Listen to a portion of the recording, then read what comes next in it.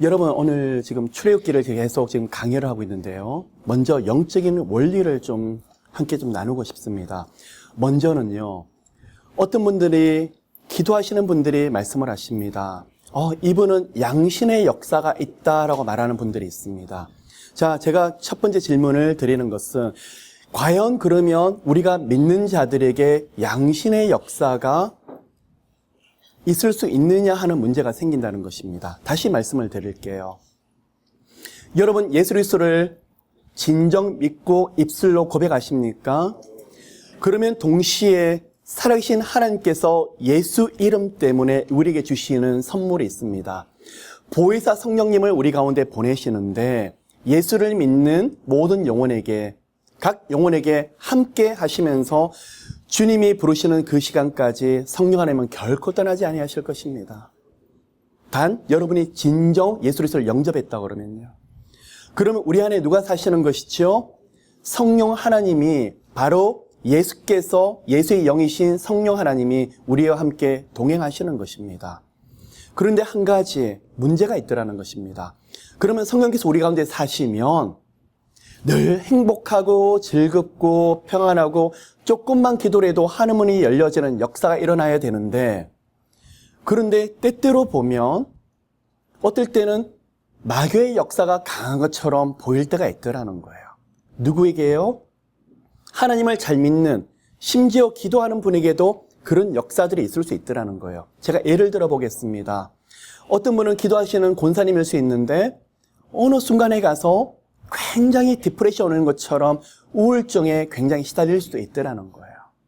자, 어떤 옆에 분들이 말씀을 하십니다. 저 권사님은 성령님의 역사도 강하지만 마귀의 역사도 강해. 왜 그렇죠? 라고 옆에서 질문하는데, 하나님께서도 성령께서 기름 부으시지만 마귀도 감정을 가지고 굉장히 많이 건드리기 때문에 마치 양신이 역사하는 것처럼, 그 양신이 누구일까요? 성령님도 되지만 마귀의 역사도 있는 것처럼 보일 때가 되게 많더라는 거예요. 그런데 신학적으로 문제가 생깁니다. 어떤 문제냐 그러면, 어떻게 성령 하나님이 나 안에 거하시는데 마귀도 나하고 함께 거할 수 있느냐, 그 문제가 생기더라는 것입니다. 여러분, 오늘 그 문제에 대해서 정리를 하기 이전에 제가 질문을 드릴게요. 여러분 가운데 성령 하나님이 함께 거하시는 것을 믿음으로 고백하십니까? 어떻게 알 수 있죠? 하나님의 말씀을 통해서 우리 가운데 증거하시기 때문에요. 또한 성령 하나님이 우리 가운데 증거하시기 때문에요. 그런데 성령 하나님께서 은혜 주실 때 기쁨이 넘치시고 평안하시지요. 근데 때때로 공격받으실 때 있습니까? 없습니까? 예, 공격받을 때가 많더라는 거예요. 언제예요? 시시각각 정말 우리 생각할 수 없는 그런 시간에 많은 공격을 받더라는 것입니다. 때때로는 예상치 못한 일들이 일어날 수 있어요. 그런데요, 특별히 마귀는 생각과 마음에 많은 공격을 합니다. 마음이 평안하다가 마음을 메스업시킵니다. 불안, 초조, 두려움들이 막 올라올 때가 있고, 때로는 잡념들, 때로는 많은 생각들 속에서 내 자신이 어떨 줄 모르는 그런 것들이 있더라는 것입니다. 그러면 첫 번째 우리가 정리를 하고 갈 것은, 성령의 사람, 하나님께 속한 사람일지라도 마귀의 공격을 받을 수 있더라는 거예요. 그렇죠? 그런데 제가 아까 말씀을 드렸던 양신의 역사는 성경적으로, 신학적으로 오류가 있더라는 것입니다. 뭐가요? 우리 안에 성령께서 사시는데 어떻게 마귀가 우리하고 같이 살 수 있느냐, 그런 부분에서는 동의를 하지 않습니다. 그러면 무슨 말씀이냐 그러면, 우리 안에서 마귀는 살지는 않는다고 할지라도 마귀는 끊임없이 우리를 향해서 영육 가운데 불화살을 계속 쏘아대면서 우리의 약한 부분을 건드리더라는 거예요. 그러면 이 부분이 무엇이냐? 양신의 역사는 아니라 할지라도 양신의 역사처럼 보이는 공격들을 여러분과 제가 받을 수 있더라는 거예요. 그것을 소위 표현하는 게 뭐냐 그러면, 때때로 영육 가운데 눌린다, 아니면 마귀의 공격 때문에 내 영이 눌립니다라고 표현한 분들이 계시더라는 거예요. 그렇죠? 여러분, 마귀의 공격을 받아서 눌리실 때가 어떻습니까? 마음이 불편해져요. 생각이 혼란스러워져요. 그리고 기도가 안 돼요. 찬양이 안 돼요. 말씀이 보여지지가 않아요. 그것을 제 표현으로 말하면 영적으로 눌린다는 표현을 제가 쓰고 있습니다. 그러면 여러분, 영적으로 눌리는 것과 영적으로 마귀에게 포제스됐다. 포제스됐다는 말은 한국말로 귀신 들렸다는 표현을 좀 쓰고 있습니다. 같은 말일까요?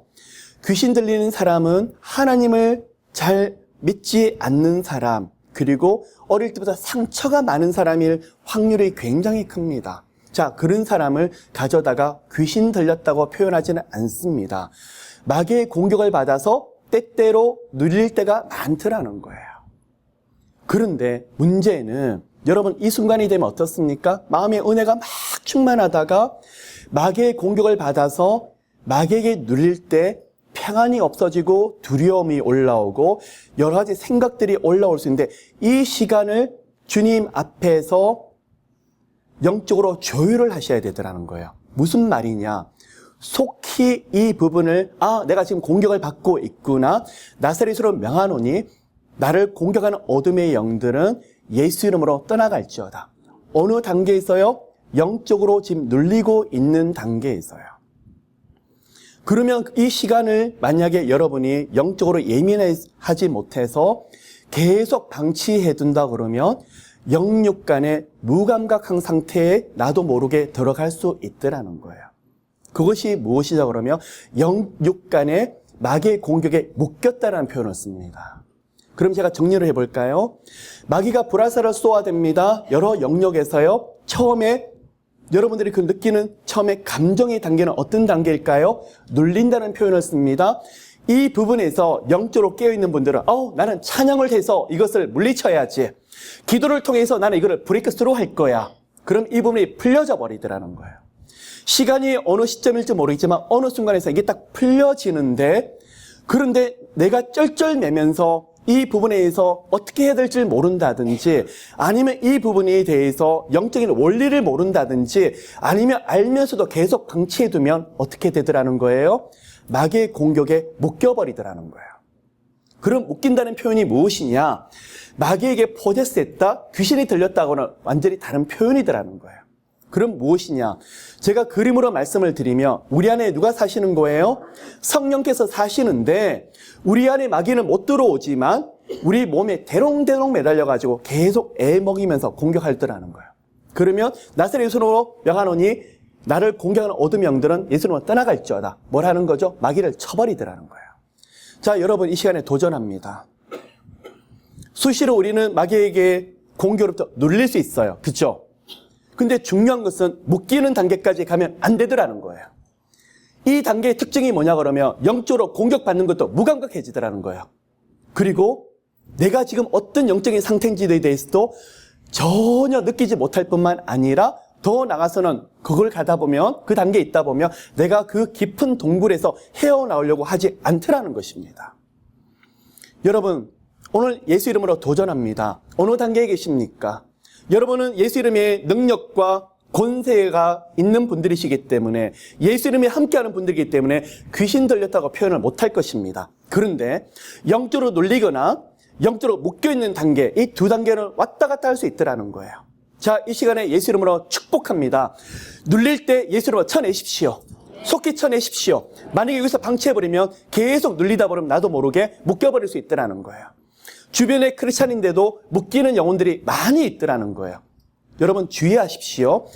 귀신 들렸다는 표현, 양신의 표현은 다르더라는 거예요. 마귀의 공격을 받아서 눌리는 상태가 오래되더라는 거예요. 한 번 더 정리를 할게요. 예수 이름의 권세가 있고 부활의 능력 때문에 마귀의 정수기는 지금 깨어졌습니다. 여자의 후손이 뱀의 후손의 머리를 짓밟았죠. 그런데 예수 이름의 권능이 있지만 하나님께서 동시에 예수께서 재림하실 때까지 공중 권세 잡은 자로서 마귀로 역사하도록 이 땅에 허락하시고 허용하셨어요. 알곡과 쭉정이를 구별하시기 위해서요. 그런데 영적인 비밀과 영적인 신비가 있어요. 여러분에게 마귀의 공격이 많고 때로는 누릴 때도 있고 묶일 때도 있지만 예수 이름으로 그것을 풀고 나가려고 하고 예수 이름으로 계속 브레이크 스루 하며 나가면 나갈수록 첫째는 하나님 마음을 배우게 되고 주님 앞에서 더 성결해지게 되고, 그리고 주 예수 이름의 권세와 권능을 여러분이 더 많이 받더라는 거야. 그리고 대역전의 시간으로 들어가더라는 거야. 여러분, 주님 안에서 승리하시는 시간 되시기를 예수님으로 축복합니다. 오늘 말씀은요, 출애굽기 20장 1절, 2절 말씀을 함께 보도록 하겠습니다. 출애굽기 20장 1절, 2절. 함께 읽도록 하겠습니다. 하나님이 이 모든 말씀으로 일러 가라사대 나는 너를 애굽 땅 종되었던 집에서 인도하여 낸 너의 하나님 여호와로다. 아멘. 여러분, 모세오경이라는 책을 무슨 책이 들어가 있습니까? 창세기, 출애굽기, 레위기, 민수기, 신명기입니다. 설마 모르지 않으시죠? 다 알고 계시죠? 자, 여러분, 그러면 광야 생활에 대해서 기록된 책이 어느 책일까요? 출애굽기라고 말씀하셨습니다. 또 다른 분이 계십니까? 민수기라고 말씀하셨습니다. 어느 게 맞습니까? 여러분 보십시오. 우리가 성경 말씀을 수없이 본다고 할지라도 모세오경에 대해서 분명히 말씀을 하는 분들이 참 드물더라는 것입니다. 정리를 할까요? 하나님께서 에덴 동산을 통해서 꿈을 꾸셨습니다. 하나님의 형상대로 만들어진 사람들과 함께 깊은 교제를 통해서, 그리고 이 땅에 하나님의 생명력이 흘러넘치는 것을, 그리고 영생하는 것을 하나님이 꿈을 꾸셨습니다. 근데 범죄했죠. 그 절정에 달한, 범죄의 절정에 달한 것이 바로 바벨탑입니다. 하나님 대신에 내 이름을 높이기 위해서 바벨탑을 쌓았습니다. 하나님이 흩어버리셨습니다. 그리고 한 사람을 택하셨습니다. 누구이죠? 아브라함입니다. 아브라함과 이삭과 야곱과 요셉을 통해서 하나님이 꿈을 주셨습니다. 자기 이름을 높이기 위해서 바벨탑을 짓는 사람을 흩어버리시고 그 탑을 무너뜨리시면서 하나님을 경외하는 한 사람을 택해서 하나님의 나라를 만드시고 하나님의 백성, 하나님의 민족을 만드시면서 약속의 땅에 그들을 두시면서 많은 나라들과 많은 족속들이 하나님을 경외하는 사람들이 받는 복을 보면서 시기 질투하기까지 하면서 나도 하나님을 경외해야지, 그리고 하나님께 돌아오도록 하기 위해서 아브라함을 통해서 꿈을 꾸셨습니다. 그런데 창세기는 요셉의 이야기로 끝이 납니다. 하나님께서 요셉의 후손들로 통해서 큰 민족을 만들어주기 위해서 애굽으로 집어넣으셨습니다. 400년이 흘렀습니다. 430년의 시간이 흐르고 나서 하나님의 사람 모세를 부르셔서 바로 앞에 가게 했는데 쉽게 백성을 내놓지 않습니다. 10가지 재앙과 기적을 통해서 하나님의 출애굽을 하게 하셨습니다. 홍해를 지납니다. 홍해에서 시내산까지 지나는 시간이 2달이 지납니다. 여러분, 제가 오늘 하는 배경이 어디일까요? 홍해에서 시내산까지 2달이 흘러서 시내산에 도착한 그 시점, 그리고 시내산에서 하나님의 율법을 받게 됩니다. 그러면 시내산에 도착을 해서 바로 율법을 받고 나온 것이 아니라 시내산에서 1년을 거하게 되는데, 그때까지 기록한 책이 무엇이냐 그러면 출애굽기입니다. 그러면 그때 한쪽은 하나님의 율법, 하나님의 백성들로 살기 위한 율법을 받게 되지만, 또 한편 전능하신 하나님, 온 우주와 온 세상에 충만하신 이 하나님을 만나기 위해서는 하나님 방법대로 제사를 드릴 필요가 있더라는 거예요. 우리 마음대로가 아니라, 사람 멋대로가 아니라 하나님 방법대로 제사를 드려야만 하나님이 만나주시는데, 피 흘림의 제사가 있고 성막이 필요로 하더라는 거예요. 여러분 잘 아시는 번제, 소제, 화목제, 속죄제, 속건제, 그리고 주님에 대한 제사법에 기록된 책이 바로 레위기입니다. 그리고 제사를 드리는 사람이 어떤 삶을 살아야 될 적혀있는 책이 바로 레위기입니다. 그러면 지금 3권이 끝이 났습니다. 한 가지가 무엇일까요? 민수기입니다. 민수기는 어디서부터 어디까지냐 그러면 시내산에서 발행을 합니다. 1년이 지나서요. 그리고 하나님이 거기서 백성들의 숫자를 카운터로 말을 합니다. 민수기가 영어로 넘버스입니다. 이 넘버스가 뭐냐 그러면 온 백성들의 숫자를 카운트하는 것이 아니라 20세 이상의 장정들, 전쟁에 나갈 수 있는 숫자들을 카운트했는데 시내산에 떠나게 될 때 그 숫자를 헤아려 보니까 60만 명이더라는 거예요. 여러분, 그리고 나서 시내산에서 민수기를 보면 여러분이 꼭 기억하셔야 될 지명이 몇 가지가 있습니다. 첫째는 시내산입니다. 두 번째는 가데스 바네라는 곳입니다.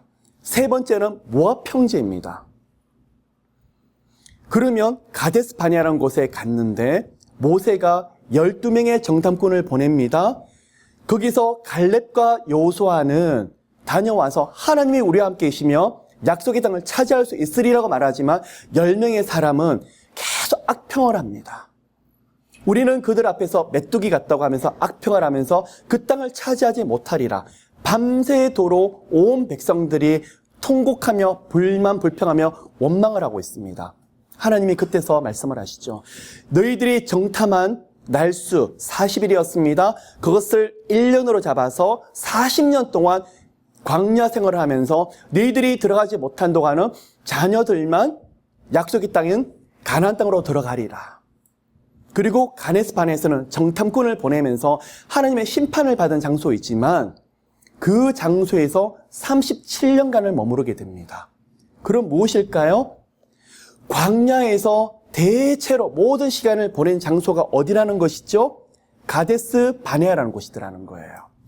그러면 여기서 무엇을 하냐 그러면 21세 이상의 사람들은 가나안 땅으로 못 들어가는 거예요.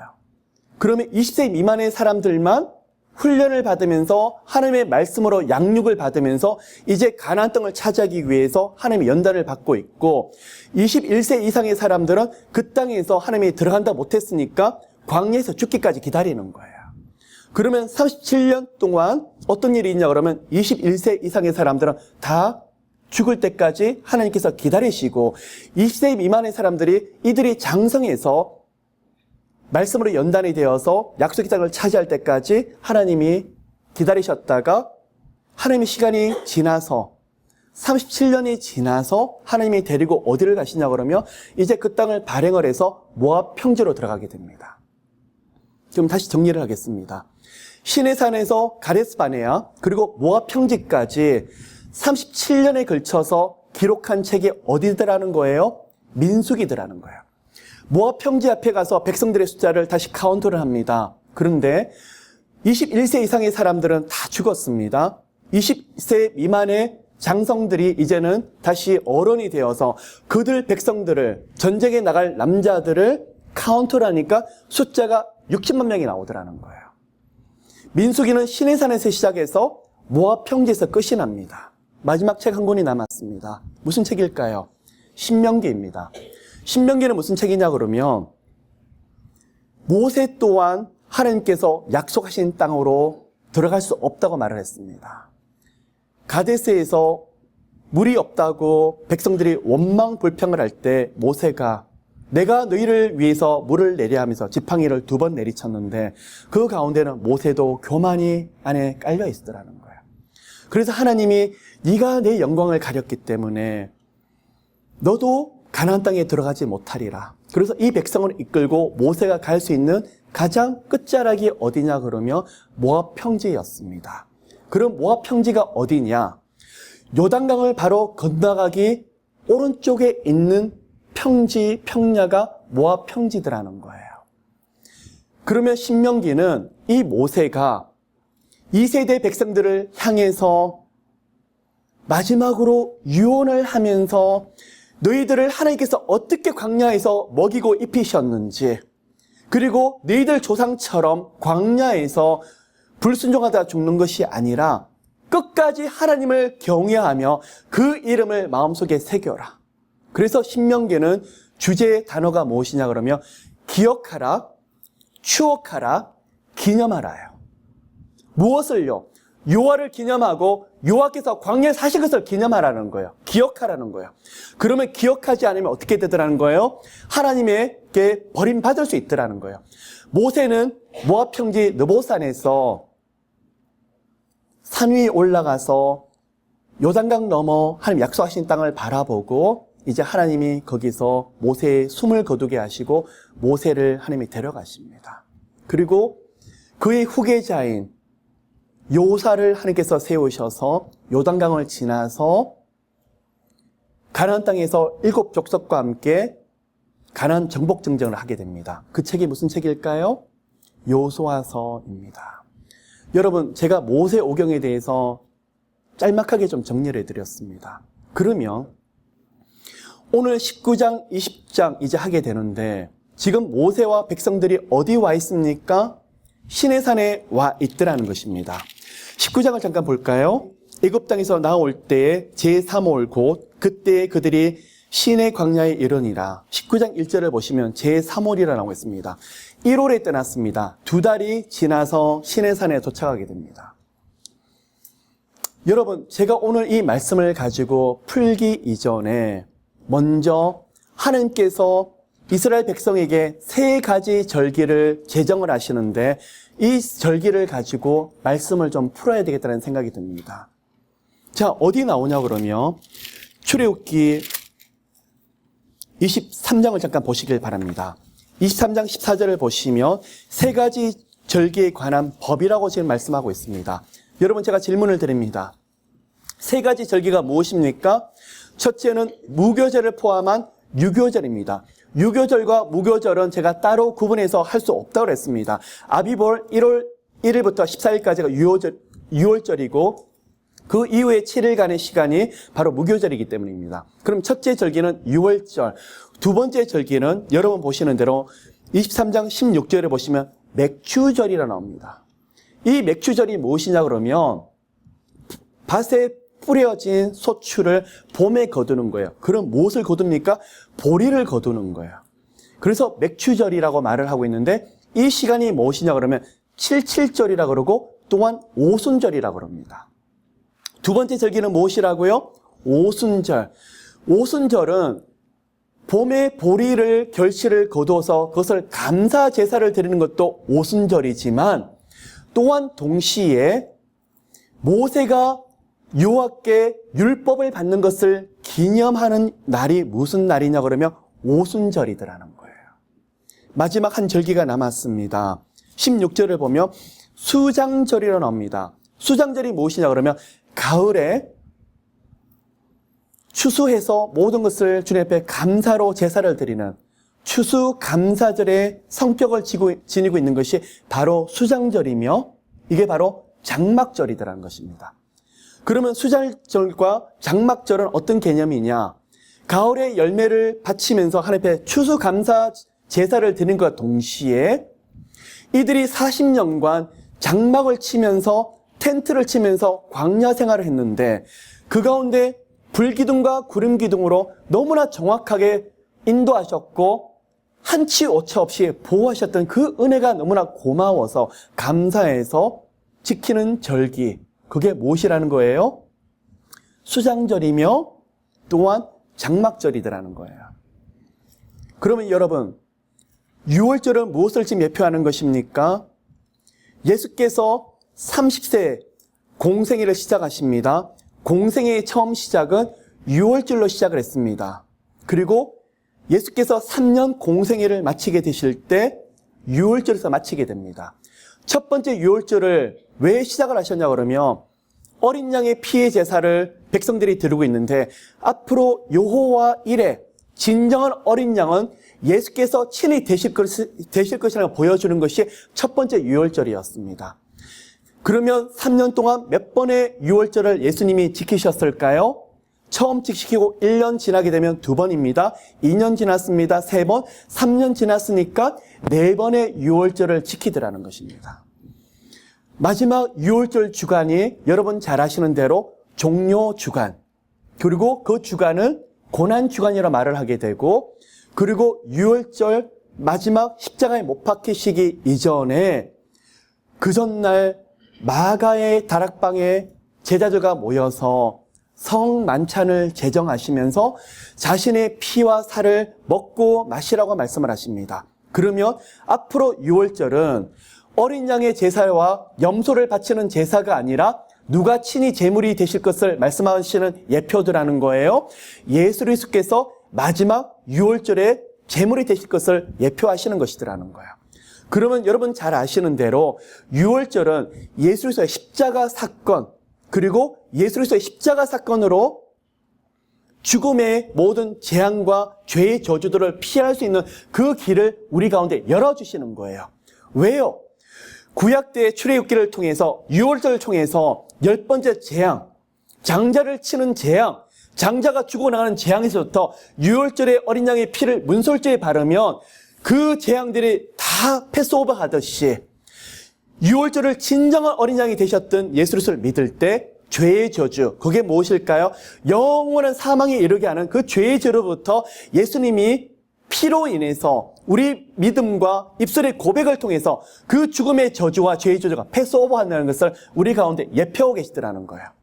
그러면 첫 번째 절기는 유월절입니다. 두 번째 절기가 무엇이죠? 오순절. 무엇을 예표하는 것일까요? 구약의 오순절은 출애굽 때 모세가 율법을 받습니다. 신약의 오순절은 무엇일까요? 성령께서 오셔서 어디에요? 마가의 다락방에 오셔서 불의 혀처럼 급한 바람으로 임하셔서 오순절, 이제는 성령 시대가 되었다는 것을 보여주고 계시더라는 거예요. 그러면 이 오순절의 예표가 무엇이냐 그러면 구약에서는 율법을 통해서 우리 가운데 주시는 게 뭐냐 그러면 우리 방법으로는 도저히 하나님께 도저히 갈 수가 없다. 아무리 율법을 보고 보아도 내 모습은 전혀 가능성이 없는 그런 존재다. 하나님 앞에 처절하게 영혼이 파산하도록 만들어지는 것이 뭐냐 그러면 오순절이에요. 그러면 그 가능성이 없는 사람에게 무엇을 보여주십니까? 예수 그리스도 어린 양의 피를 보여주시는데 신약의 오순절은 가능성이 없기 때문에 사람의 방법으로 안 되기 때문에 우리 안에 무엇을 부어주시더라는 거예요? 성령 하나님을 부어주셔서 내가 만민에게 내 신을 부어주어서 하나님의 영을, 예수님의 영을, 성령님을 부어주셔서 이제는 성령의 은혜 시대로 우리를 이끌어 나가시는 예표가 되는 게 바로 오순절이더라는 거예요. 그러면 마지막 절기가 있습니다. 수장절, 장막절입니다. 이것은 제가 볼 때 무엇을 예표를 하느냐? 예수님의 재림. 예수께서 사도행전에서 육신의 몸 그대로 성천하셨지. 너희가 본 그대로 내가 오리라. 그리고 예수께서 오셔서 마귀를 묶어서 무저갱이에 집어넣어 버리시고 영원토록 하나님과 예수 그리스도와 얼굴 대 얼굴로 대면하는 그 시간, 그것을 예표하는 것이 뭐더라는 거예요? 수장절이며 그것이 바로 장막절이더라는 거예요. 그러면 우리에게 이미 두 가지 절기가 이미 완성이 되었습니다. 첫 번째 절기는 유월절, 두 번째는 오순절이 예수님과 성령 하나님을 위해서 완성이 되었습니다. 앞으로 예수님의 재림과 함께 영원토록 하나님 나라에 머물면서 누리는 축복을 예표하는 것이 무엇이냐고 하면 바로 수장절과 장막절이 우리 가운데 약속으로 주어졌더라는 것입니다. 여러분, 오늘 말씀을 좀 더 살펴보길 원합니다. 출애굽기 19장입니다. 하나님이 홍해를 지나서 2달 지나니까 이제 시내산에 도착을 했었습니다. 그리고 모세가 하나님 앞에 올라가는 모습이 3절에 보이고 있습니다. 제가 또 한 가지 더 질문을 드릴게요. 모세와 백성들이 지금 어디에 와 있습니까? 시내산에 지금 도착했죠. 자, 여러분 가운데 기억하시는 것은 모세가 십계명을 받아오는데 아론과 백성들이 금송아지를 우상을 만들어서 거기 제사 지내는 것을 보게 되고 모세가 십계명을 던진 것을 기억하실 것입니다. 자, 이것을 유출하면서 모세가 시내산의 정상에 올라갔다 온 것이 몇 번일까요? 2번이라고 생각하십니까? 아닙니다. 성경을 보시면 총 8번에 거쳐서 모세가 올라갔다 내려갔다는 것을 볼 수가 있습니다. 볼까요? 19장 3절을 보시면 모세가 하나님 앞에 올라가니라고 나오고 있죠. 첫 번째입니다. 7절을 보시면 모세가 다시 내려와서 백성의 장로들을 불러 다시 산에서 내려와서 장로들 앞에 가서 하나님의 말씀을 전하더라는 거죠. 첫 번째 올라갔다 내려왔습니다. 두 번째 다시 올라갑니다. 8절에 나옵니다. 모세가 백성의 말로 여호와께 회복하매 하나님께서 고하는 거예요. 두 번째 올라가는 거예요. 그리고 언제 다시 내려오냐 그러면 14절 모세가 산에서 내려 백성에게 이르러 두 번째 내려오더라는 거예요. 20절 볼까요? 여호와께서 시내산 그 산 꼭대기에 강림하시고 그리로 모세를 부르시니 모세가 올라가며 지금 몇 번 올라가고 있죠? 19장에만 지금 3번을 좀 올라가고 있더라는 거예요. 25절 보니까 모세가 백성에게 내려가서 그들에게 고하니라. 3번을 19장에서만 3번에 걸쳐서 올라갔다가 다시 내려오고 있어서 총 8번에 걸쳐서 그 장면이 보이더라는 것입니다. 여러분, 이것을 놓고 제가 좀 유추를 좀 해볼게요. 성경 말씀을 보실 때 우리가 흔히 놓치는 일들이 참 많더라는 것입니다. 이것을 통해서 사도행전을 잠깐 볼까요? 여러분 잘 아시는 대로 사도 바울이 총 몇 차 전도 여행을 했다고 나와 있습니까? 성경에는 몇 차라는 말이 없습니다. 우리가 인위적으로 좀 더 쉽게 이야기해서 구분을 했습니다. 사도행전은 1차, 2차, 3차라는 말이 없죠. 사도행전은 총 몇 차 전도여행이 되었죠? 3차 전도여행이 되었더라는 거예요. 어떻게 알 수 있습니까? 어떤 분들은 내 성경책이 잘못되었나? 1, 2, 3차가 없는데 아니에요. 적혀있지가 않아요. 예루살렘 교회는 유대인들 중심으로 되어 있는데 이방인 중심 교회가 안디옥 교회예요. 안디옥 교회에서 떠났다가 다시 돌아오면 1차, 다시 안디옥 교회를 떠났다가 다시 돌아오면 2차가 되더라는 거예요. 그래서 총 3차 전도여행이 기록된 것이 바로 사도행전이더라는 거예요. 오늘 보셨다시피 말씀 가운데 우리가 놓치는 경우가 참 많이 있더라는 거예요. 그런데 시내산에서 하나님께서 모세를 부르셔서 이제 언약을 하십니다. 이 언약이 베리트라는 것입니다. 그 언약 중에서 가장 최고의 언약이 지금 시내산에서 이루어지고 있는 하나님께서 십계명과 율법을 주시기 위한 언약입니다. 그럼 제가 질문을 합니다. 왜 하나님께서 이런 언약을 하실까요? 왜 이런 율법과 왜 십계명을 우리에게 주실까요? 19장 6절을 보면 거기에 대한 답이 나오고 있다는 거예요. 너희가 내게 대하여 제사장 나라가 되며 거룩한 백성이 되리라. 하나님이 왜 여러분을 축복하실까요? 왜 하나님께서 여러분의 은혜를 주셔야 될까요? 하나님이 여러분을 제사장으로 모두를 세우셨기 때문에요. 어떤 제사장요? 왕 같은 제사장으로 세우셨더라는 거예요. 그럼 제사장이 무엇이냐?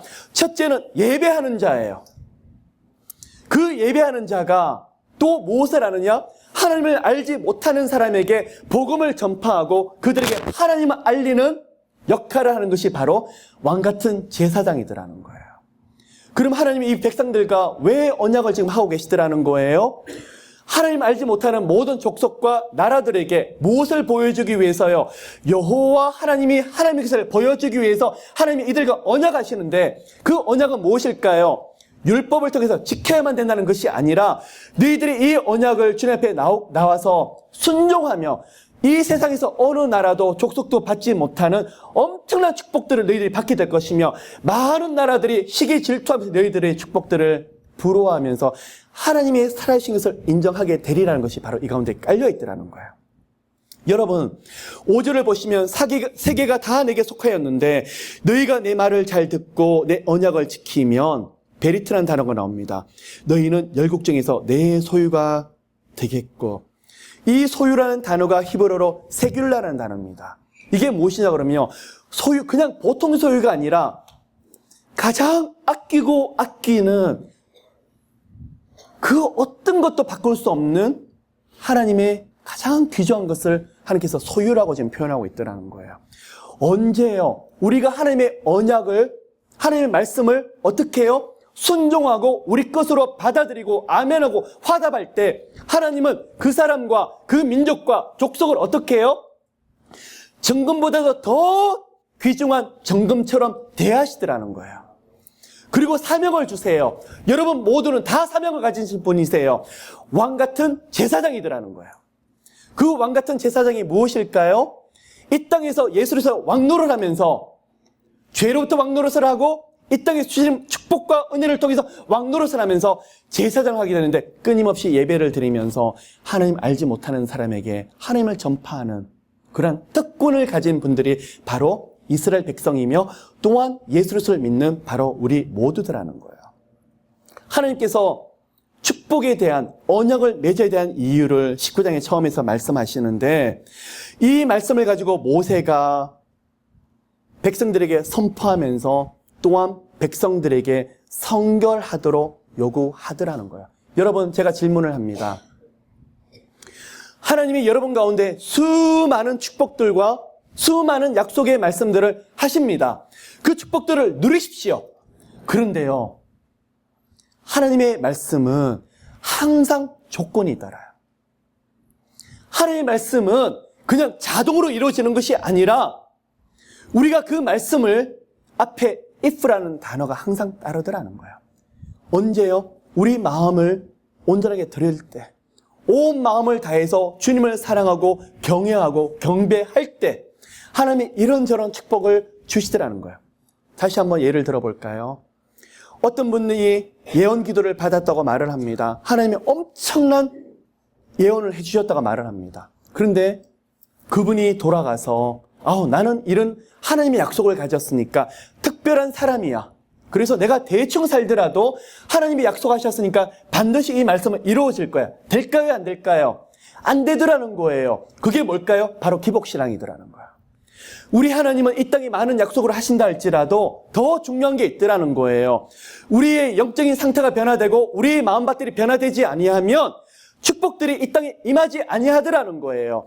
이 백성들에게 첫 번째 하나님의 언약을 체결하기 위해서 하나님께서 요구하신 게 바로 성결이더라는 거예요. 외적인 성결을 통해서 내적인 성결을 요구하시더라는 거예요. 자, 여러분 보시길 바랍니다.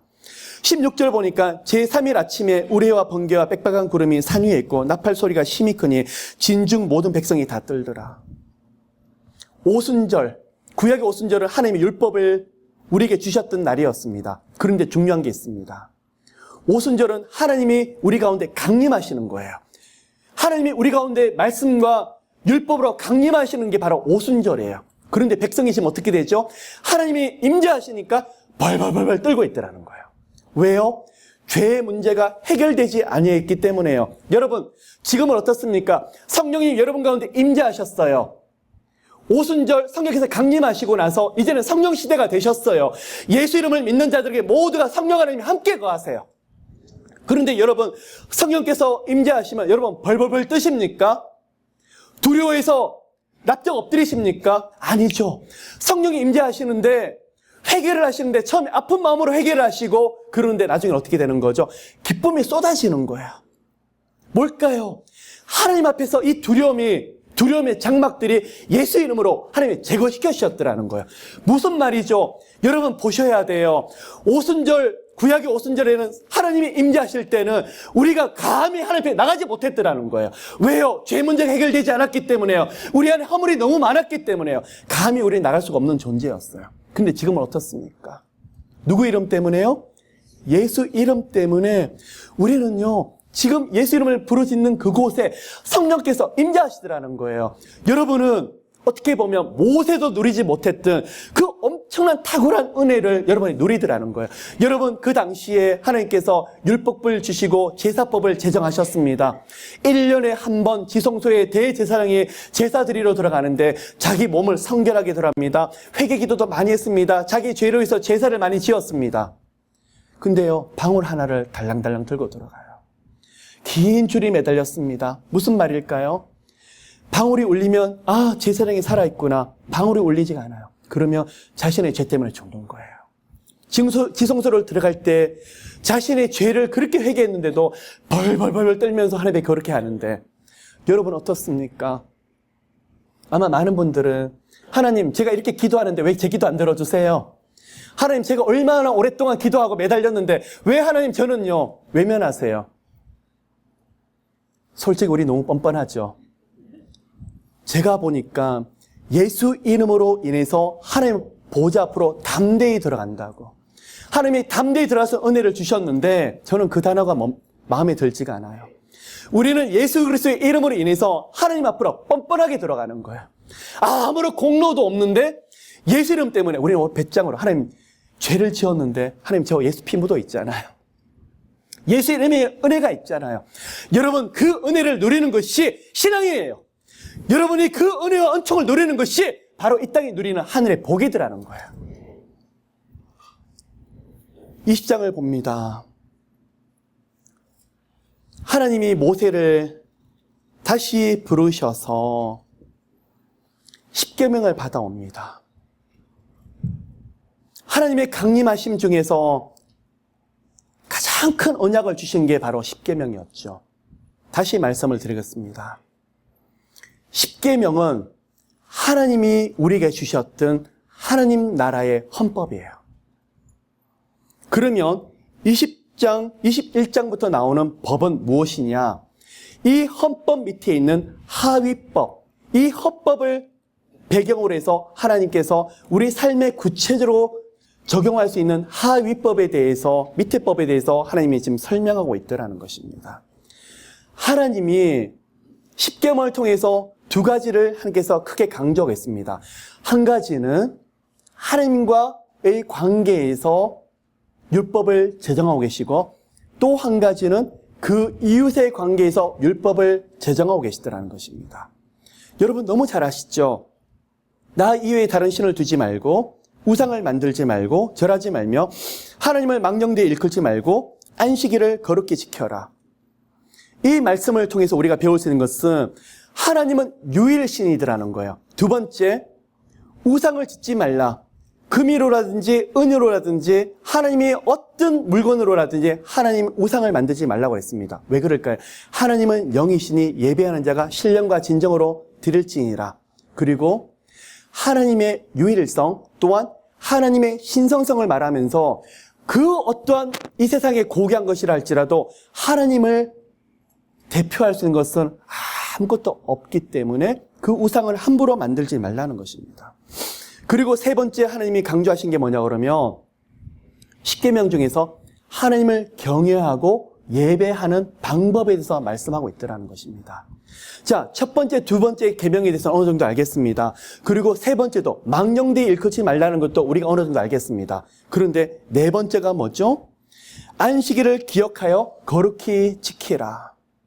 많은 분들이 질문할 것입니다.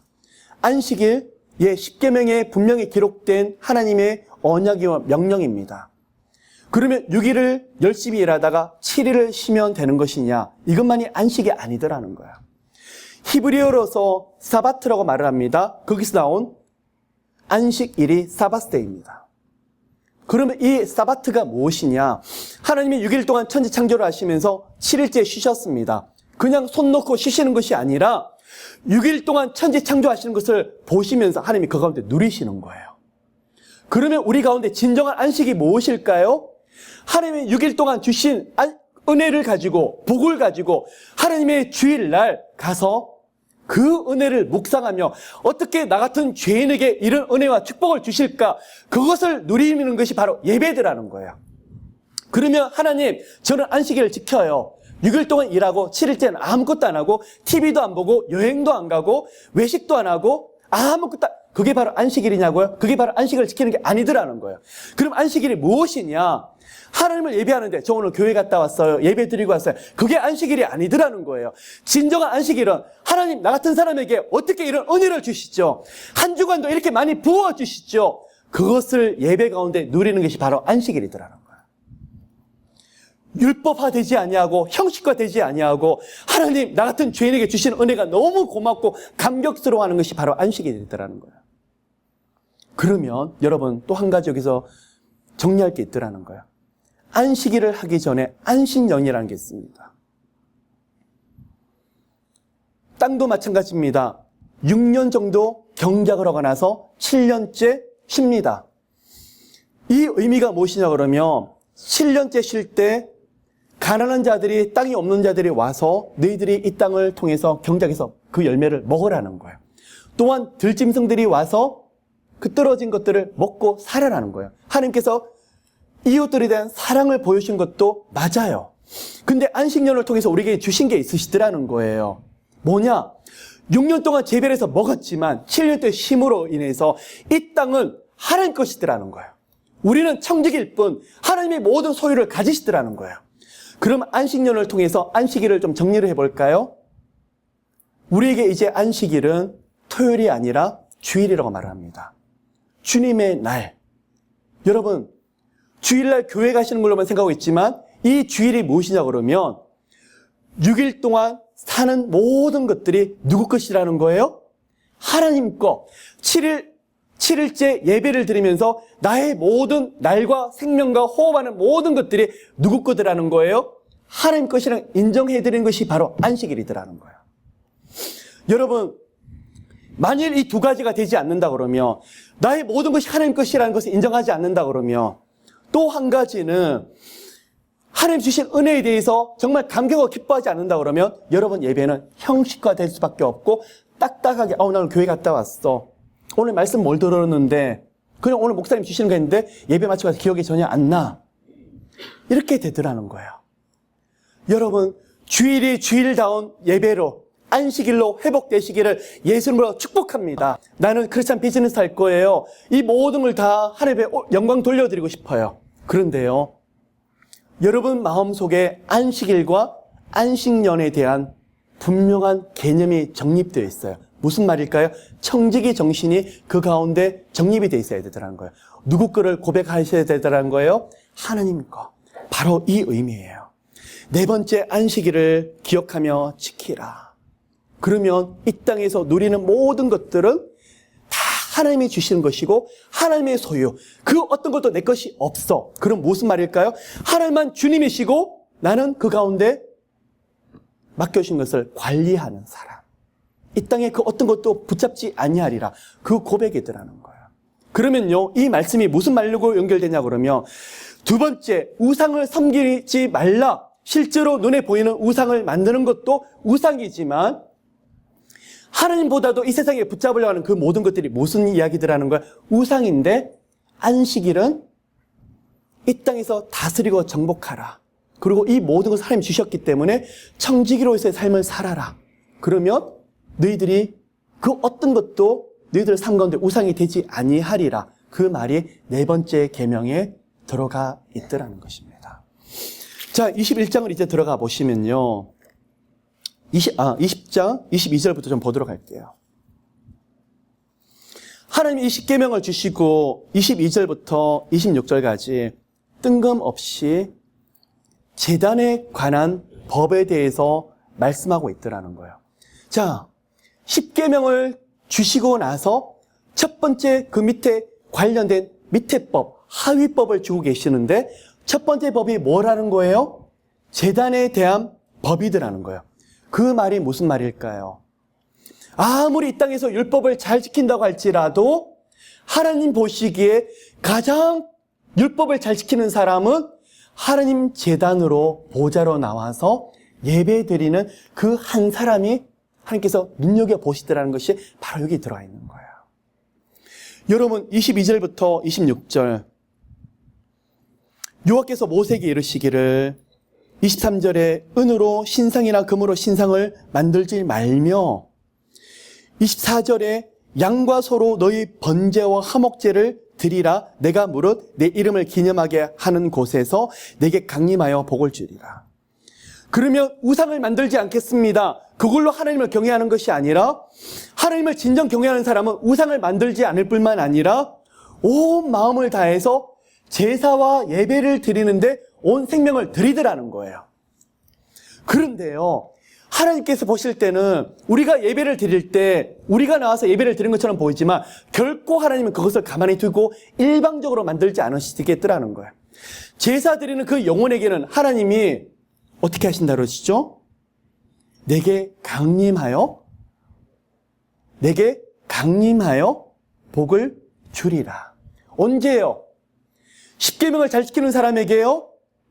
그것도 맞지만 십계명 밑에 첫 번째 주어진 법이 뭐냐 그러면 제단에 대한 법이에요. 누구에게요? 하나님은 온전한 마음으로 제사 드리는 그 사람, 예배 드리는 그 사람에게 하나님의 결코 혼자 내버려줘야 아니하고 내가 그를 찾아가서 강림해서 교제하면서 그 사람에게 흘러 넘치도록 축복하리라. 여러분, 이게 바로 하늘이 주시는 비밀이에요. 그러면 오순절에서 율법이 우리 가운데 임하셨어요, 율법 주셨어요가 아니라 하나님이 이 율법을 통해서 무엇을 꿈꾸고 있냐 그러면 제사와 예배를 통해서 내가 너희들을 좀 만나고 싶어, 너희들과 교제하고 싶어, 이 교제를 통해서 내가 너희들을 축복하고 싶어, 바로 이 말이에요. 여러분, 그 은혜가 여러분 가운데 함께 하시기를 예수님은 정말 축복합니다. 그래서 이 예배는요, 왜 금으로 신상이나 은으로 신상을 만들지 말라고 그러면 외형적인 그 어떤 것도 필요 없다는 거예요. 뭐냐? 내면에 그 주님에 대한 중심된 마음, 온 마음과 뜻과 정성을 다해서 그 마음을 드리게 되면 하나님께서 그곳에 강림하시겠다라는 거예요. 이때는 양과 염소를 드렸고 우리 죄 때문에 완전한 제사를 올려드리지 못했는데 예수 그리스도의 온전한 제사를 통해서 이제는 지성소로 돌아가는 휘장이 찢어져 버리셨어요. 그래서요, 주의 이름을 부르짖는 그곳에 성령께서 임재하세요. 우리에게 적용해 볼까요? 여러분 가운데 오늘 예수 이름으로 구하는 그곳에 하나님이 임재하신대요. 하나님이 친히 성령께서 뜨겁게 강림하셔서 여러분에게 영육 가운데 복 주신대요. 이게 뭘까요? 하나님이 주셨던 우리에게 약속의 말씀이시더라는 거예요. 그러한 축복들이 여러분과 함께 하시길 바랍니다. 그런데 이 제사는 사람의 방법이 아니더라는 거예요. 누구의 방법으로요? 하나님의 방법으로 올려드리게 될 때 하나님이 그것을 받으시더라는 거예요. 여러분, 제가 나중에 강의를 하면서 성막에 대한 제사법에서 나중에 시간이 되면 소제와 번제, 화목제, 속제제, 속군제 말씀드리려고 합니다. 그런데 오늘날 제사는 무엇으로 드려야 되는 것일까요? 너희 가운데 예배할 때가 있나니 예배하는 자는 신령과 진정으로 예배 드릴지니라. 진정은 the truth, 바로 말씀이에요. 신령이 무엇일까요? 하나님의 영을 지금 말씀하고 있는 거예요. 하나님의 말씀을 붙잡고 예배드리는 그곳에 성령께서 임재하시고 말씀에 화답하고 아멘하는 그곳에 성령이 축복하시고 삶에서 놀라운 하늘문이 열려진 것을 경험하는 그 축복을 우리 가운데 주신다는 지금 예표를 우리 가운데 하고 계시더라는 거예요. 21장을 보시면요, 시간이 별로 없습니다. 첫 번째부터 네 번째까지의 계명은 하나님을 대면하면서 지켜야 될 율법에 대해서 말씀을 하고 있습니다. 그런데 바로 그게 바로 제단에 관한 법에 대해서 설명하고 있습니다.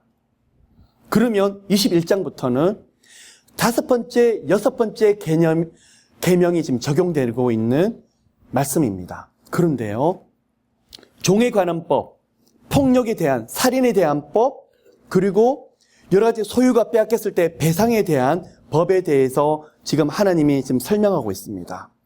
그럼 이 말씀이 무엇이냐?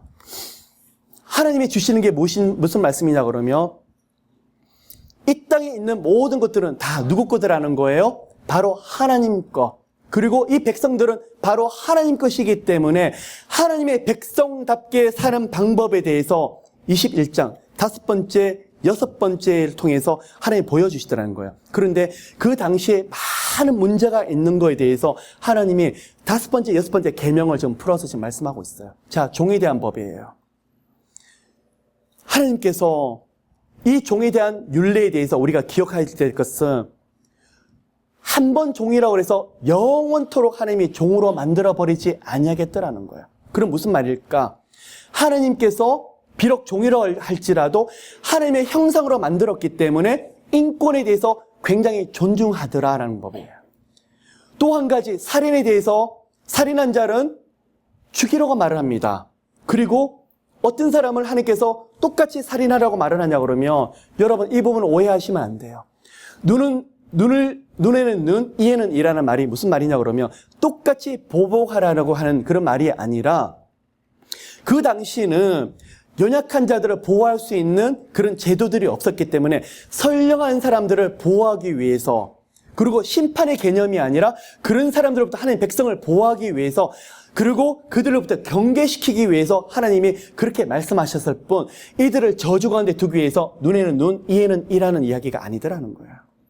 그러면 하나님이 살인에 대해서 말씀하시기를 그 의미가 무엇이냐 그러면 가급적이면 하나님께서 이 사람의 생명을 함부로 빼앗고 싶지 않는 게 바로 하나님의 마음이더라는 거예요. 왜 그럴까요? 하나님이 형상대로 만들었기 때문에. 그래서 하나님께서 말씀하시는 게 너희 가운데 죽여야 되는 사람이 있는데 그 사람은 다른 사람을 살인한 사람, 부모를 함부로 저주하는 사람, 또 부모를 주먹으로 친 사람, 다른 사람을 유괴한 사람, 다른 사람을 인신매매한 사람, 요 정도 수준에서 하나님께서 죽일 수 있도록 명하셨더라는 거예요. 그러면 이것을 통해서 우리가 배울 수 있는 게 있더라는 거예요. 하나님의 형상으로 만든 사람에 대해서 하나님께서 얼마나 고귀하게 보시고 신중하게 보시는지, 그리고 하나님께서 이 한 영혼에 대해서 얼마나 귀하게 보실 수 있는지 하나님께서 21장 이후로부터 시작해서 22장, 23장, 그러면 22장은 7번째, 8번째 법에 대한 적용이 나와 있고 23장은 마지막 9번째, 10번째 십계명에 대해서 적용이 되어 있는 말씀입니다. 자, 오늘 말씀을 이제 곧 마무리를 좀 하려고 합니다. 23장입니다. 제가 아까 3가지 말씀을 드렸고요. 하나님이 10가지 계명을 통해서 하위법을 계속 만들어 주시면서 그 가운데 결론적으로 하시는 말씀이 있습니다. 22절입니다. 23장 22절.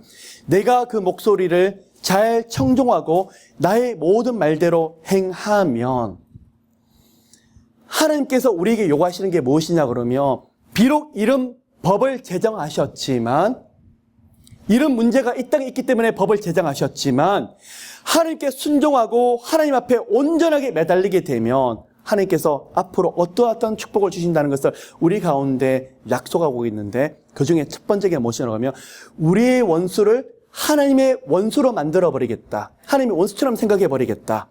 두 번째는 우리를 괴롭게 하는 다른 족속들을 하나님이 끊어버리시겠다. 그리고 우리 가운데 여러 가지 어려운 병들을 하나님께서 제하여 버리겠다. 또 어떤 축복을 주실까요? 우리가 먹는 양식과 물에 많은 복을 주시겠다 하는 것을 약속하고 계시더라는 거예요. 여러분, 이제 제가 말씀을 마무리하려고 합니다. 하나님은 율법을 통해서 우리가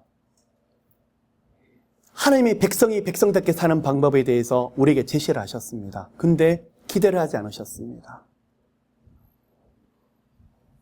오랫동안 기다려주십니다. 끊임없이 우리는 하나님의 말씀을 어기고 또 어깁니다. 그런데도요, 우리 하나님은 결코 우리 손을 놓지 않으시면서 우리에게 계속 복 주길 원하세요. 그 복이 핵심으로 우리 가운데 나타나는 그 축복이 언제일까요? 바로 우리가 우리 힘으로 그 율법을 못 지키기 때문에 예수 그리스도를 우리에게 주셨습니다.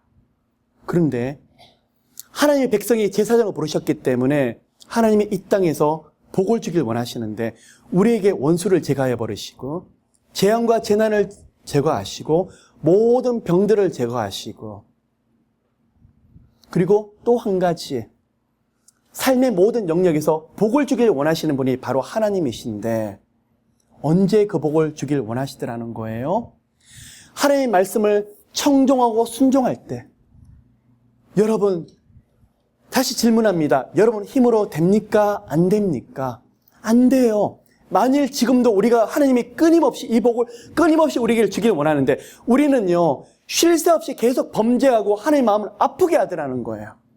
근데 신기하지 않습니까? 여러분 가운데 재난이 임하질 않아요. 재앙이 임하질 않아요. 어떻게 해요? 비록 어렵더라도 예수 이름으로 부르짖게 되면 그것이 피해 나가게 되고 하나님께서 그 어둠을 벗겨버리는 거예요. 우리가 비록 그 말씀을 어겨고 불순종한 때가 너무 많지만 누구의 온전한 순종 때문에요? 예수 그리스도의 온전한 순종 때문에 하나님께서 그 순종하신 그 한 분, 예수 그리스도를 믿기만 믿으면, 그분을 사랑하기만 사랑하면 하나님이 무슨 축복을 주시더라는 거예요. 23장에 밑에 주셨던 재앙과 재난이 다 비껴나가고, 어떤 축복을요? 감당할 수 없는 복을 우리 가운데 내리시겠다. 율법을 지켜야만 받는 복을 행위로 지켜야만 우리가 이런 복을 받을 수가 있는데 하나님이 이제는 그것을 완전시켜 버리셨어요. 예수 이름을 통해서. 그래서 그 율법을 피를 통해서, 피 흘림을 통해서 완성하시던 예수님만 믿긴 믿고 예수님을 사랑하는데 이런 말도 안 되는 복을 우리가 누리더라는 거예요. 여러분이 한 분이 누구라고요? 왕 같은 제사장. 마지막으로 말씀을 드립니다. 정말 우리 감사하셔야 돼요. 예수 이름으로 부르짖을 때 마귀가 떠나요. 어둠이 묶여서 도망가 버려요. 이런 죄의 저주들이 완전히 떠나버려요. 예수님이 십자가 공로 때문에요. 부활의 은혜 때문에요. 여러분, 예수 안에서 많은 복을 누리시고 이런 감당할 수 없는 축복을 많은 죽어가는 영혼들에게 전하시는, 그냥 제사장이 아니라 왕같은 제사장의 축복을 여러분 모두가 크게 누리시는 모두가 되시기를 예수 이름으로 축복합니다. 시간이 지났지만 한 구절 말씀을 읽고 오늘 말씀을 마치도록 하겠습니다. 여러분 성경책을 펴보십시오. 베드로 전서 2장 9절입니다. 한 구절 함께 읽도록 하겠습니다. 베드로 전서 2장 9절. 오늘 이 말씀의 축복이 여러분 가운데 모두 함께 임하게 되시기를 예수 이름으로 축복하는 마음에서 우리 함께 읽도록 하겠습니다. 오직 너희는 택하신 족속이요 왕같은 제사장들이요 거룩한 나라요 그의 소유된 백성이니 이는 너희를 어두운 데서 불러내어 그의 귀한 빛에 들어가게 하신 자의 아름다운 덕을 선전하게 하려 하심이라. 아멘. 왜 하나님께서 우리를 이런 축복을 주실까요? 하나님을 선전하고 하나님을 높이고 우리 하나님 이렇게 하셨어요. 우리 하나님 이런 은혜 주셨어요. 우리 하나님 살아계세요. 그거 보여주시라고요. 많은 죽어가는 영혼들에게 하나님 여러분 통해서 보여주시라고 그런 사명과 그런 복을 주시더라는 거예요. 우리가 잘나서 그런 게 아니더라는 거예요. 사랑의 주님, 고맙고 감사를 드립니다. 허물 많은 우리에게 율법을 주셨지만 우리는 율법을 통해서 도저히 하나님께 갈 수 없는 죄인이에요. 주님께 우리 힘으로 가면 갈수록 자포자기하고 포기해버리는 우리 자신들이에요. 그런 영혼들을 주님이 결코 내버려주지 아니하시고 하나님이신 하나님의 아들이신 예수 그리스도를 우리 가운데 보내셔서 친히 모든 율법을 지키시며 내 모든 죄의 저주 때문에 십자가에서 피 흘려 죽으셨던 예수님. 주님, 율법을 지키지 못해서 저주를 받아야 되는 저희들이 예수 이름을 믿기 때문에 그 은혜를 누립니다. 예수 이름을 믿기 때문에 그 축복을 누립니다. 하나님, 저희들은 구원받은 자들이에요. 그 구원의 축복과 감격이 저희들 가운데 흘러넘치기를 도와주시옵시고 유월절, 오순절, 장막절 이 축복들을 저희들 삶 가운데 크게 누리는 저희들 모두 되게 도와주시옵소서. 축복합니다. 모두를 왕같은 제사장으로 세워주시옵시고 하나님을 마음껏 선전하며 높일 수 있는 저희들 모두 되게 도와주시옵소서. 축복합니다. 감사드리며 이 모든 말씀 살아계신 예수 이름으로 기도를 드립니다.